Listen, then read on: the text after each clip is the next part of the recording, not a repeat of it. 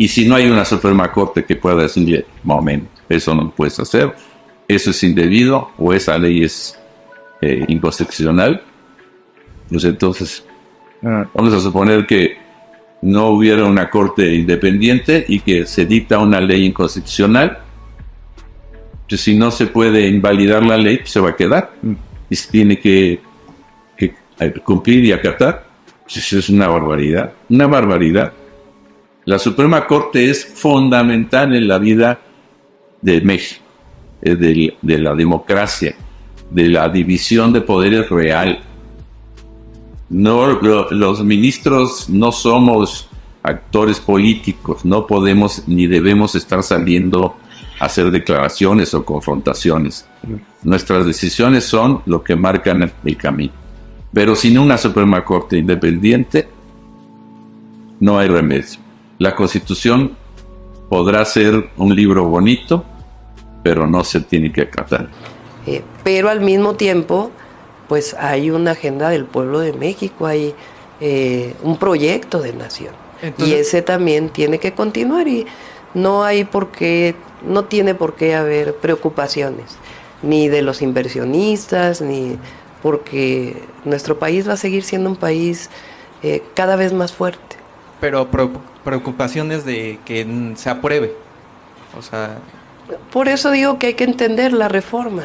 Yo creo que todo el mundo en este país, si ustedes hacen una encuesta, es más, voy a proponer que se haga una encuesta, de qué opina el pueblo de México sobre el Poder Judicial.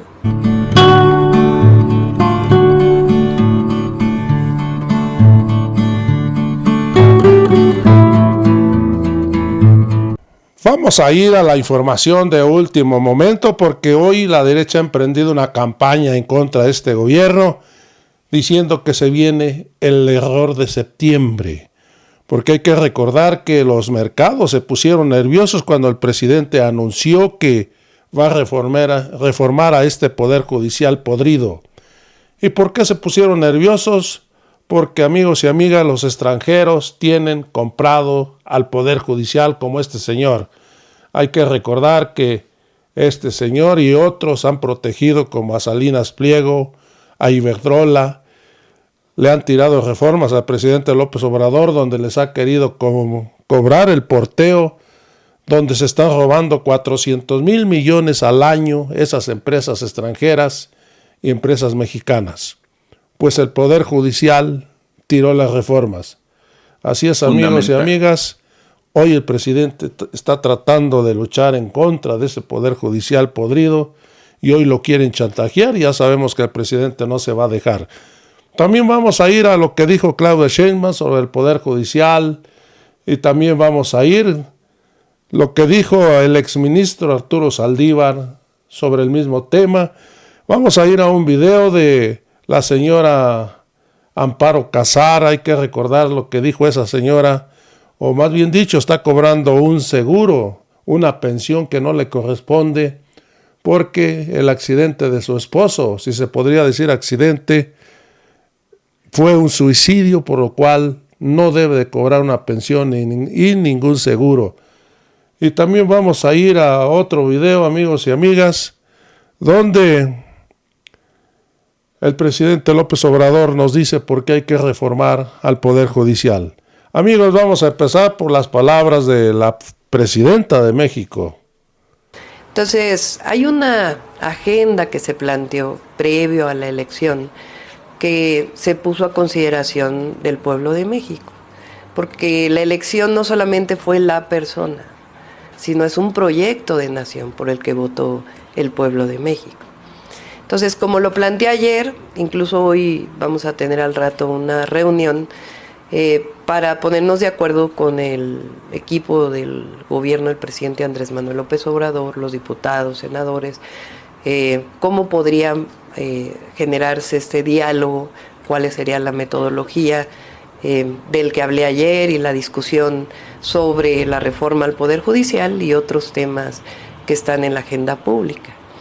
Lo importante es que sepa quién va a invertir en México, que hay certidumbre de la inversión en nuestro país porque hay estabilidad económica, hay estabilidad social, hay estabilidad política y que en el marco siempre del cumplimiento de las normas en nuestro país, pues evidentemente toda esta relación comercial que hay con el mundo entero y particularmente con empresas de Estados Unidos, la relocalización de empresas, eso va a continuar. Pero al mismo tiempo, pues hay una agenda del pueblo de México, hay un proyecto de nación. Entonces, y ese también tiene que continuar y no tiene por qué haber preocupaciones, ni de los inversionistas, ni porque nuestro país va a seguir siendo un país cada vez más fuerte. Pero preocupaciones de que se apruebe, o sea... Por eso digo que hay que entender la reforma. Yo creo que todo el mundo en este país, si ustedes hacen una encuesta, es más, voy a proponer que se haga una encuesta. ¿De qué opina el pueblo de México sobre el Poder Judicial? ¿Cuál es su opinión? Ustedes lo vieron me acompañaron en los mítines de la campaña, que preguntaba, ¿qué opinan de los jueces en México? Y lamentablemente, porque además hay muchas honrosas excepciones, la gente tiene una percepción de corrupción del Poder Judicial. Entonces, tiene que avanzar la reforma al Poder Judicial. Fue parte de lo que se planteó en la campaña y no tiene por qué haber preocupaciones, porque finalmente es para la fortaleza de la justicia en nuestro país, para la fortaleza de la seguridad, para la fortaleza del bienestar de las y los mexicanos. Entonces, puede haber alguna situación en estos momentos, pero yo confío en que la economía es sólida y que siempre va a haber diálogo con todos los sectores. Pues ya escuchamos a la presidenta de México, va a proponer que se haga una encuesta de qué opina el pueblo de México sobre el Poder Judicial. Seguramente el pueblo de México va a decir que es un poder judicial podrido, que está al servicio de los narcos, que está al servicio de los delincuentes de cuello blanco. Ahora vamos a ir a lo que dijo Arturo Saldívar, el exministro de la Suprema Corte, donde nos dice que ahora socializarán la reforma judicial entre la gente. Amigos y amigas, vamos a escuchar al ministro. Hoy en la mañana, incluso desde su conferencia de ayer, tuvimos una reunión con legisladores, con representantes del gobierno del presidente López Obrador, para empezar a platicar sobre cuál va a ser el formato de la consulta, de los diálogos, para socializar y analizar y que se conozca la iniciativa de reforma. ¿Alcanza, o sea, da tiempo de hacer todo eso de aquí a septiembre o se aprobaría hasta después, o sea, ya ha entrado el gobierno de la presidenta Sheinbaum? Esa será ya una cuestión que les corresponde más a los legisladores. ¿Cuándo empezaría?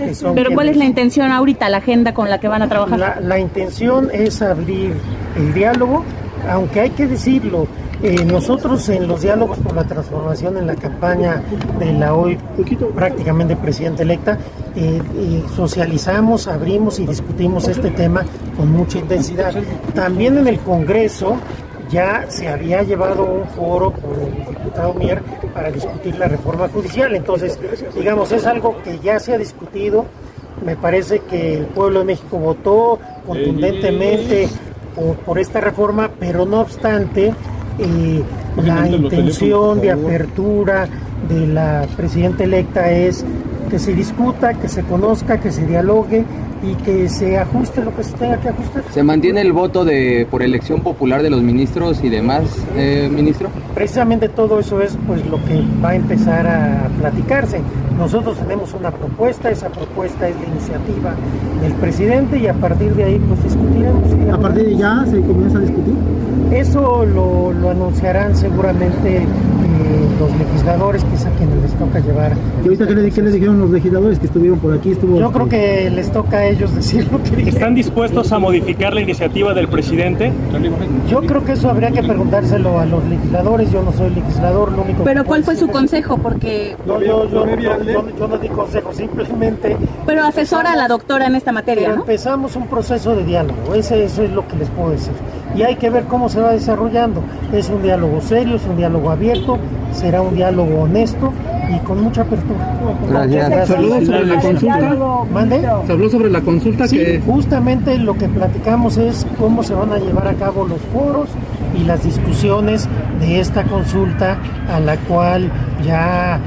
la cual se refirió la presidenta electa ayer y hoy. Gracias. Gracias.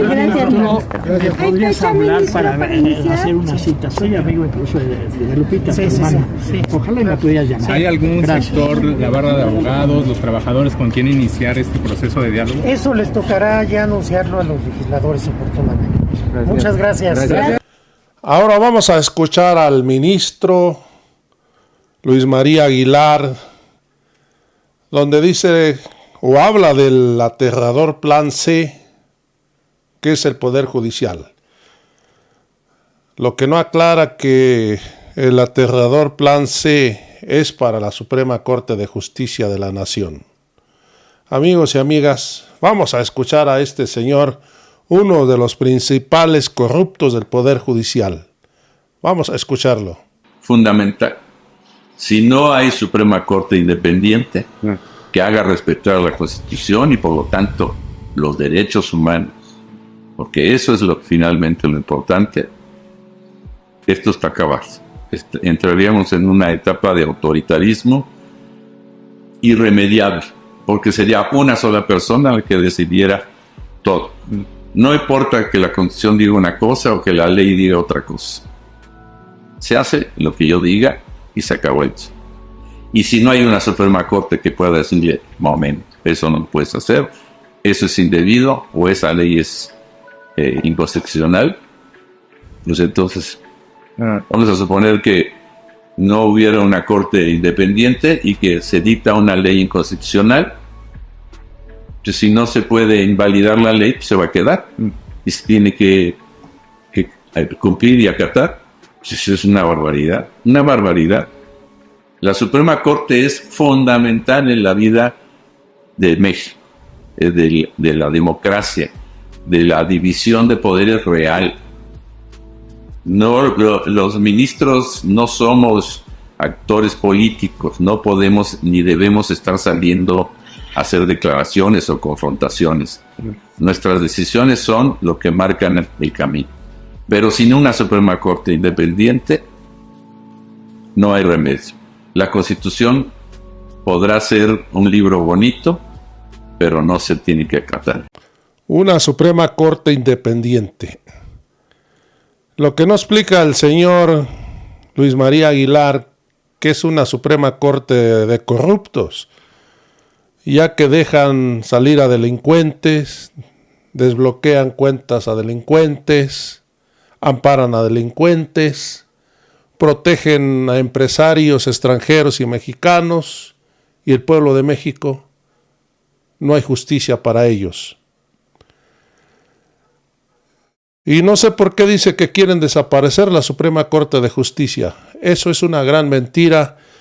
El presidente lo ha dicho muy claro, que el Poder Ejecutivo propone que una tercera parte la proponga el Poder Ejecutivo, otra tercera parte el Senado de México y otra tercera parte el Poder Judicial. Así que, amigos y amigas, sería más autónoma que nunca, porque estos señores que vemos aquí en la pantalla, Luis María Aguilar, fue propuesto por los presidentes como Felipe Calderón, Enrique Peña Nieto. Hoy están al servicio de la derecha, que no se nos olvide. Amigos y amigas, ahora sí vamos a ir a esta entrevista que le hicieron a Amparo Casar, esa persona que es presidenta de esa organización, Mexicanos contra la Corrupción, de Claudia X González, y que le dieron un seguro de vida de su esposo y una pensión indebida porque el señor se suicidó, y estos señores mañosamente se agarraron de las agarraderas para hacer una tranza en Pemex y hoy está cobrando ese dinero indebidamente. Amigos, vamos a ir ahora sí a ese a esa entrevista. Muy bien. Oye, pues es que estamos atentos al Movimiento Ciudadano, PRD. Qué tristeza lo del PRD, ¿no? Oye, sí, porque yo, a ver, en mis juventudes que fui primero del PMT y luego del PSUM, y después siempre he estado cerca de Carlos Navarrete y de los Chuchos y demás, y tienes razón, tanto le dio al país, y el actual presidente pues fue presidente de ese partido también.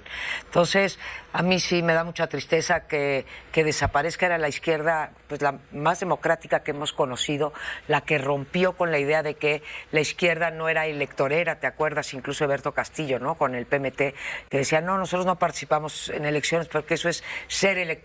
Y luego cómo va, estos personajes van cambiando y se vuelven una fuerza socialdemócrata que yo creo que es la que nos sigue haciendo falta en este país, una izquierda socialdemócrata. Bueno, fue finalmente la fuerza a través del ingeniero Cuauhtémoc Cárdenas como emblema, como liderazgo, lo que le arrebató al PRI el gobierno de la hegemonía en la Ciudad de México y bueno, han pasado 27 años, ¿no? 27 años gobernando la Ciudad de México. La que ha cambiado es la izquierda, lo que ha cambiado es el concepto, el PRD ya no figura, ya no influye, ya no es protagonista de la izquierda, viene la conformación de Morena, de este fenómeno político que habrá de ser estudiado por los politólogos, este movimiento que no es un partido precisamente, pero tiene todo el poder. ¿Cuántos estados de la República va a gobernar?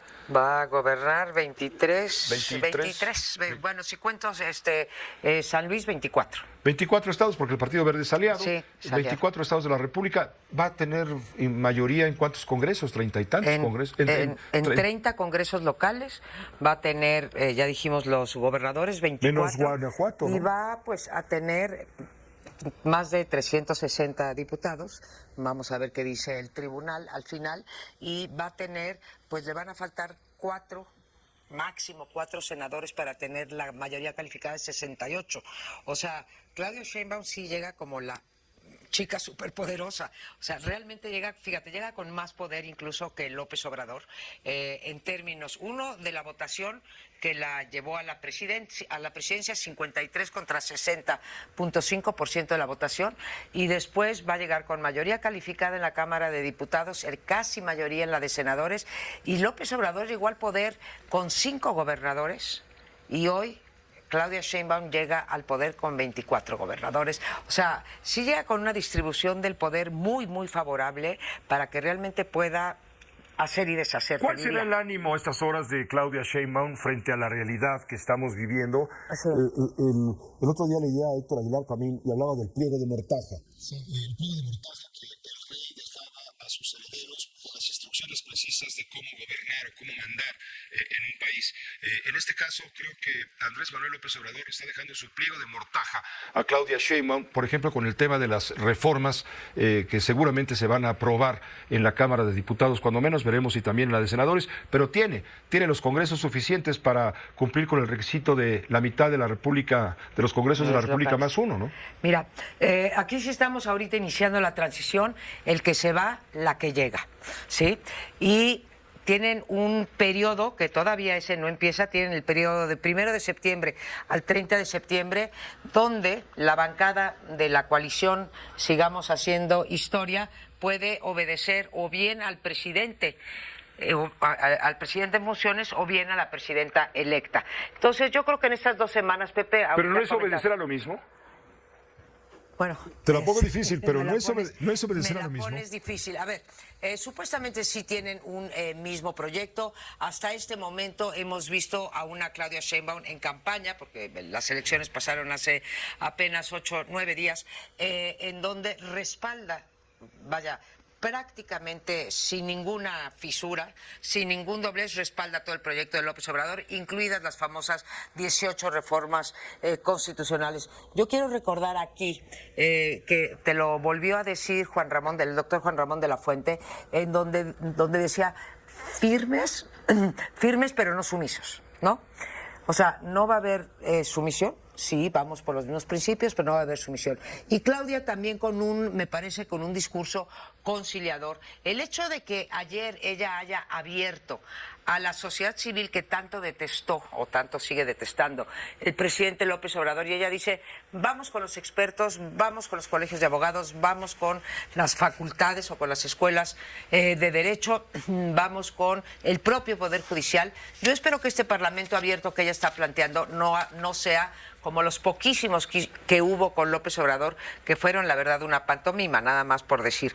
Ahora, si lo escucha, acabas tú de entrevistar al presidente de la Barra Mexicana, a Víctor Olea, tiene razón, o sea, si ella ya dijo que los va a consultar, te aseguro, Pepe, que no hay un solo jurista que te diga es una buena idea que vayamos a elegir a magistrados, jueces y ministros. Lo que yo creo que no ha podido explicar, pero está doblando la apuesta a López Obrador, porque ayer ella aparece conciliadora diciendo tenemos que discutir a fondo la reforma, y hoy dice el presidente de la República en la mañana, esa reforma va. ¿Y va por qué? Sí, porque el Poder Judicial está corrupto. Yo nada más quiero que me explique, pero no como le explica a los reporteros de Palacio Nacional, que me explique cuál es la vinculación entre elegirlos y el fin de la corrupción. No hay, Pepe. Aquí elegimos a los alcaldes, a los diputados, a los senadores, a los gobernadores, a la presidencia de la República, y hemos tenido corrupción, o sea, en todos estos ámbitos. Que me expliquen cuál es la vinculación entre elegir a un funcionario público, y eso no la puede expresar el presidente porque no existe. Hay nerviosismo y mucho nerviosismo. Sí. Tenemos contacto en este momento, si me permites la interrupción, María Paula, con Gabriela Siller. Mira, todos esos argumentos que nos da Gabriela Siller van en contra de la otra afirmación que no nos explica López Obrador, no la dijo ayer, creo que la dijo el viernes pasado, la justicia por encima del mercado, ¿fue? Sí, la justicia por encima del mercado.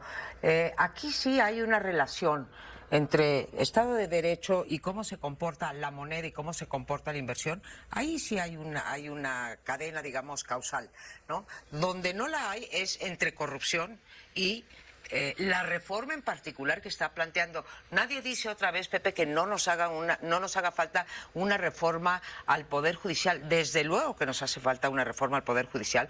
Desde luego que hay ciertos sectores o algunos jueces, como hay presidentes municipales, como hay gobernadores que son corruptos. Desde luego. Pero en nada ayuda y en mucho perjudica el que nosotros elijamos a los magistrados, a los jueces y a los ministros de la Suprema Corte. Yo te digo una cosa, Pepe, si gente como yo y como otros analistas quisimos vender la democracia como un buen producto electoral y diciendo, bueno, el proyecto de Andrés Manuel López Obrador atenta contra la democracia y no fue un buen producto, no se vende, la democracia no se vende. Bueno, pues la cuestión de la Corte sí vende y va a afectar a la política y va a afectar a los mercados y va a afectar a las inversiones y por lo tanto al empleo y por lo tanto el bienestar de la gente, como decía Gabriela Siller. Dime tú de verdad, Pepe, ¿qué vamos a ganar eligiendo? ¿Qué sabemos nosotros de las trayectorias de los jueces? Los jueces van a tener que ser simpáticos y van a tener que dar sentencias que les guste en el distrito para que sean votados. Y ahí sí ya desvirtúas toda la independencia. Un legislador se debe a su electorado. Un ministro de la Suprema Corte de Justicia se debe a la Constitución, no a un partido político o a una ideología. O al electorado, al 60% de... Si los hubiéramos elegido en ese momento, Claudia ganó con un amplio margen, incuestionable, de 60%. Si hubiera ido, no van a ser concurrentes, pero si hubieran ido todos los jueces para allá, o el 60% de los jueces. Es una barbaridad, Pepe. Si se aprueba la reforma, sí, que es lo más seguro, seguramente se convocará a una consulta que va a manejar el Instituto Nacional Electoral, a celebrarse de aquí a un año, en donde ¿quién crees que va a ganar? Bueno, ya lo dejamos para otro posterior análisis. María Amparo Casar, te agradecemos mucho. Pero sea generoso el presidente y le permita a Claudia, ¿sí?, la presidenta electa, decidir ya sobre el destino de esas 18 reformas. Muchas gracias, María Amparo, que estés muy bien.